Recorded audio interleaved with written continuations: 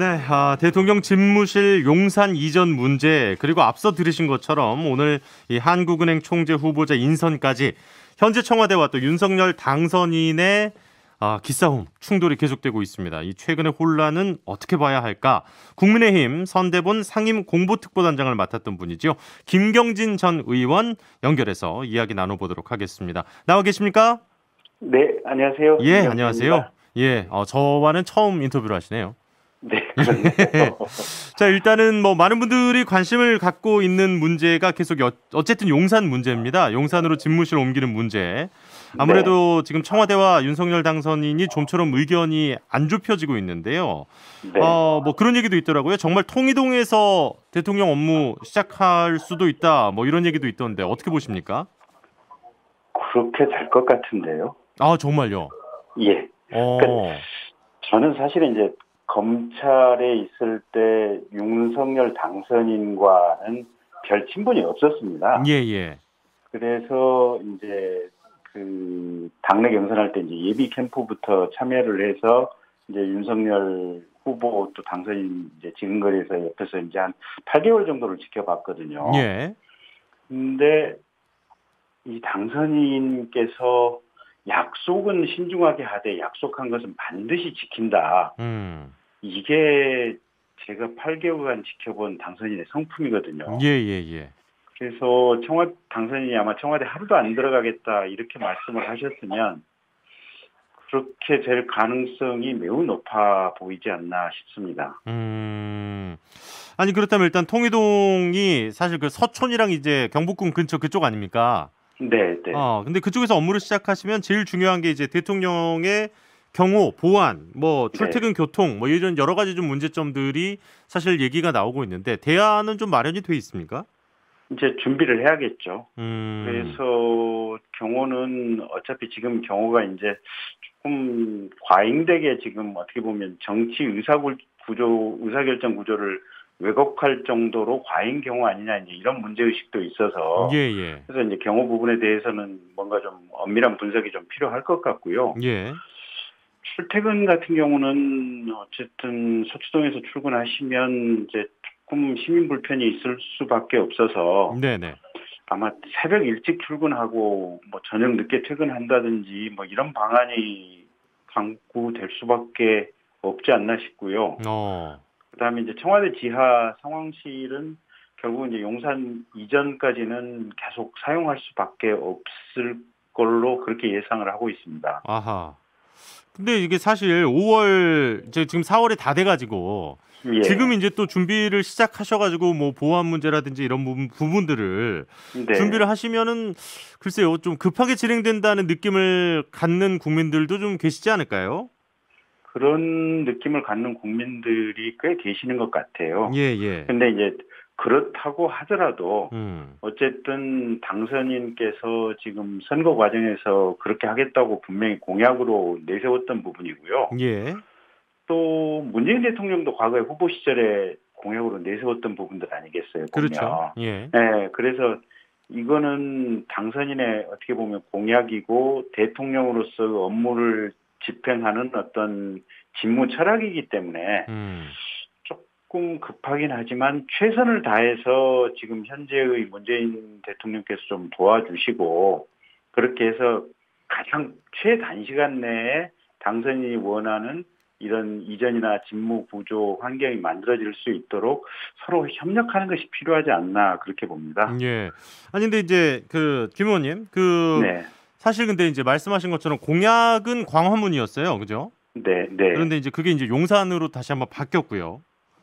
이제 그런 네, 부분에 있어서 이제 안보 공백 얘기가 계속 청와대와 여권은 나오고 있는데 뭐 네. 이준석 대표도 그렇고 지금 이제 국민의힘 측에서는 우려가 좀 과장됐다. 안보 문제 없다. 뭐 이렇게 말씀을 하시던데 같은 입장이시죠? 그러니까 이제 공약이 이제 핵심이 광화문에 방점이 있다기보다도 현재 구중궁궐의 위치에 있는 현재의 청와대 위치에서 나오겠다는 데 주된 방점이 있다. 이렇게 좀 봐주셨으면 예, 좋겠고요. 예. 안보 공백 문제는 저도 과장됐다고 보고 오늘 지금 전직 사성장군 한 70여 분, 그다음에 전직 장성 한 1000여 분이 안보 문제에 대한 현 정부의 입장이나 청와대 입장은 이렇게 잘못된 것이다라고 성명을 내기도 했었는데요. 네네네네. 그 수방사 인근에 지금 전시 대비 합참 벙커가 이게 있다는 거 아니겠습니까? 네. 그러면 거기 시설은 지금 완비되어 있을 거고 오히려 현재 합참보다는 현재 평시에 사용하는 합참 시설보다는 훨씬 전시 대비 시설이 더 좋은 시설이 지금 갖추어져 있을 것이라고 지금 추정되는 상황이잖아요, 보면. 네. 그러면 거기에 합참이 들어가서 이 시설을 가동하면 이게 안보 공백이 있다는 말이 과연 될까, 이제 성립할까 이런 반문도 가능할 것 같고요. 예. 또 합참 이전에 지금 육군, 해군, 공군의 작전참모본부에서 사실은 북의 동향이라든지 여러 가지 대비태세를 각군에서 하고 있는 거 아니겠습니까? 네. 그러면 합참이 이전하는 그 시간 동안에는 각군 참모본부에서 하고 있는 역할이 있고 또 미군의 위성이나 정찰기가 상시 어떻게 보면 북한군의 동향을 모니터링하고 있는데 그러면 한미연합사는 지금 평택에서 이 미군 전략자산을 통해서 미군과 연합방위태세를 하는 이런 과정을 통해서 여러 가지 지금 안보 대비를 하고 있거든요. 네네. 또 한 가지는 저도 군 장교 생활을 했었는데 군에서 수시로 그 CPX 훈련을 합니다. 그러니까 코맨드 포스트 무빙 엑서사이즈라 그래서 전시에 지휘소가 그러니까 뭐 사단 지휘소, 군단 지휘소, 뭐 군사령부 지휘소가 이동하면서 전시 작전 지휘하는 것을 계속해서 하고 있거든요. 이게 보면. 네네. 그래서 이게 합참이 이사를 가기 때문에 안보 공백이 생긴다라고 하는 것은 본시 이 윤석열 당선인의 이 이전을 그냥 방해하기 위한 그 어떤 말을 위한 말에 불과한 것이 아니냐 그런 느낌도 좀 있습니다. 알겠습니다. 뭐 그런데 지금 일단은 그 이제 당선인께서 그런 얘기했잖아요. 그러니까 어떻게 보면은 이제 제왕적 대통령제의 상징이라고 할 수 있는 청와대에서는 나오겠다. 이제 이게 가장 강한 주장의 근거인데 네. 이 최근에 리얼미터가 미디어 헤럴드 의뢰로 어제 조사한 결과를 보면 이제 용산 이전을 반대하는 여론이 50%가 넘더라고요.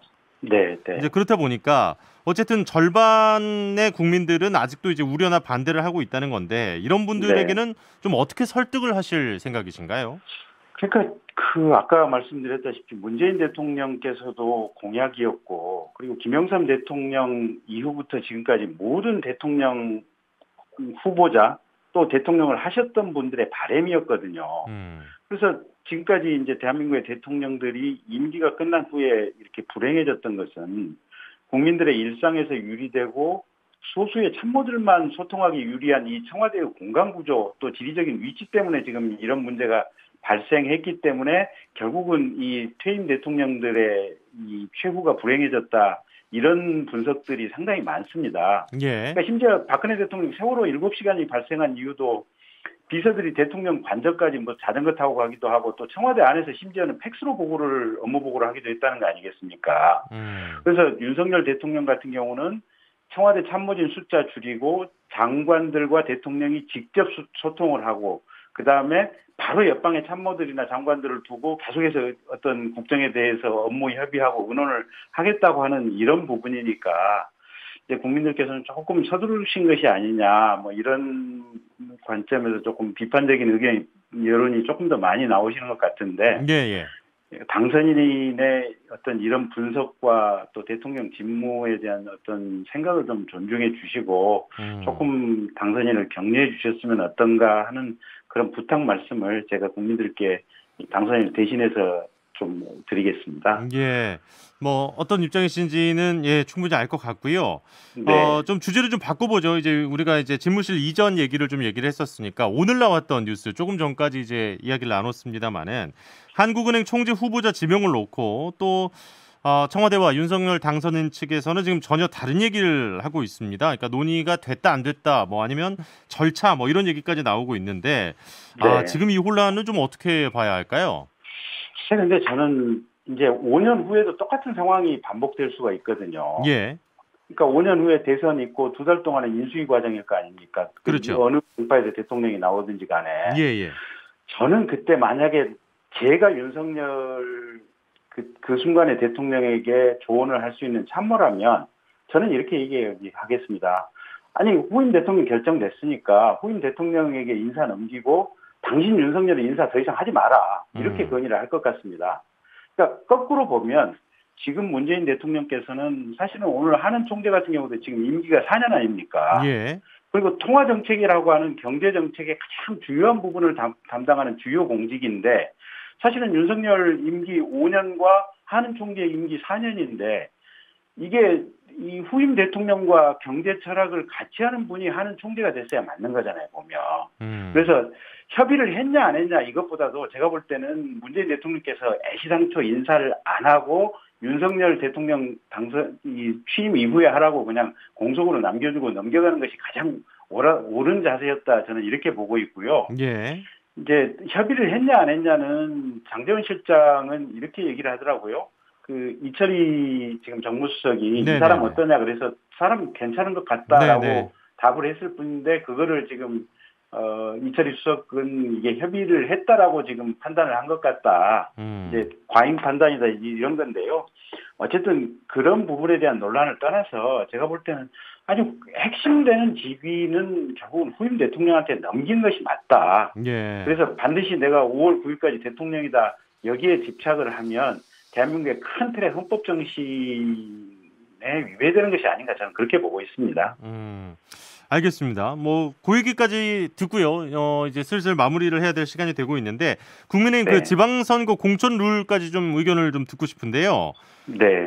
현역 의원은 이제 마이너스 10%, 무소속 출마는 마이너스 15%. 이분은 이제 탈당을 해서 무소속으로 출마를 하셨던 분들에 대한 거잖아요. 네. 이렇게 돼서 이제 홍준표 의원은 되게 많이 화가 나셨더라고요. 네.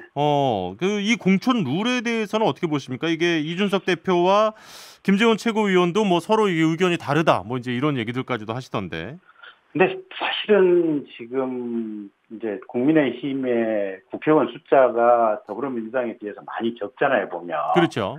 그래서 한 명의 의석이 아쉬운 이런 상황이다 보니까 이런 룰이 지금 만들어진 것 같고요. 예. 근데 이제 이 룰 자체는 당에 굉장히 필요한 룰인데 결과적으로 지금 홍준표 의원이 이 룰에 따른 불이익이 이제 홍준표 의원에게 집중되는 상황이다 보니까 개별적인 타당성에서 조금 논란이 있는 것 같고요. 근데 다행인 것은 가령 이제 공관위가 이 룰에 대해서 제의를 요청하면 예. 이준석 당대표는 최고위에서 다시 한번 논의해볼 수도 있다라고 가능성을 열어놨으니 그 부분을 좀 지켜보면 되지 않을까 싶습니다. 김 전 의원님 생각으로는 결국 수정이 조금은 들어가야 된다고 보세요? 아니면 이 안도 문제 없다고 보세요?